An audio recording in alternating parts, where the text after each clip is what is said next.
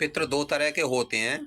ज़्यादातर लोग जो आपके लिए सूचना देते हैं, पितरों के बारे में बताते हैं, वो सही बात नहीं बता पाते हैं। तो इस बारे में हम एक बात स्पष्ट आपके लिए कर दें कि वह व्यक्ति जो किसी देवी देवता को साध कर रखता है, देवी देवता को साधता है, वह देवी देवता के साथ ही मरने के बाद जाता है। उन्हीं के लोक में जो निर्धारित है, जो उसकी साधना भजन कीर्तन के अनुसार है, उसके अनुसार वो जाते हैं। तो वो ज़्यादातर घर पर रहते भी हैं और नहीं भी रहते। पितृ, हम सीधा सीधा कहें कि पितरों का जो लोक है, वो दो जगह हैं पितरों की, मतलब है ना। एक तो पितृलोक है जो कि चंद्रमा पर है, और एक दूसरे पितृ जो होते हैं, जो आम जन होते हैं, आम मनुष्य, वो अपने घर में ही रहते हैं, इसी संसार में रहते हैं। हमारे लिए वो पितृ हैं, लेकिन जब हमारे पितृ दूसरे के घरों बारों में चले जाते हैं, दूसरे के शरीरों में चले जाते हैं, तो वही फिर प्रेत कहलाते हैं। प्रेत जिन्हें कहते हैं भूत प्रेत, है ना। तो मतलब ये नकारात्मक ऊर्जा होती है। भूत प्रेतों के चक्कर में ऐसे नहीं, इस तरह से कहना ठीक नहीं है। हमारे अपनी व्यक्तिगत विचारधारा है ना, हम कोई थोप नहीं रहे किसी पर, है ना।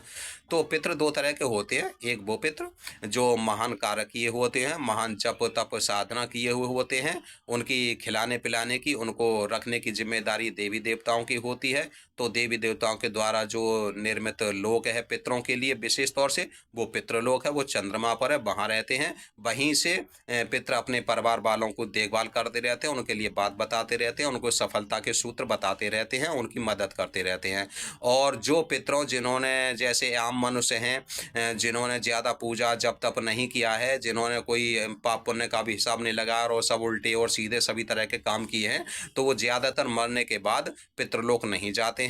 वो सब यहाँ घर पर ही, इसी संसार में हमारे आपके साथ ही रहते हैं।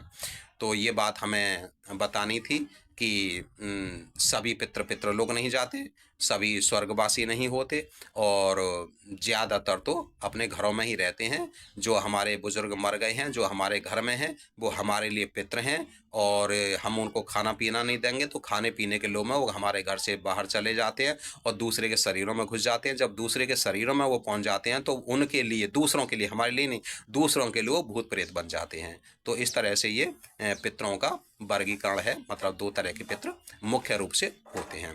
तो हमारे आपके जो सामान्य मनुष्य के पितृ हैं, वो पितृलोक में नहीं रहते, वो घरों में ही रहते हैं। उनके लिए खाना पीना देना, उनको उठने बैठने की व्यवस्था करना हमारी जिम्मेदारी बनती है। और ये किस तरह से होता है, इस बारे में आपने सुन रखा होगा और हम आगे बताते रहेंगे। तो पितरों के बारे में ये विशेष बात थी आपके लिए।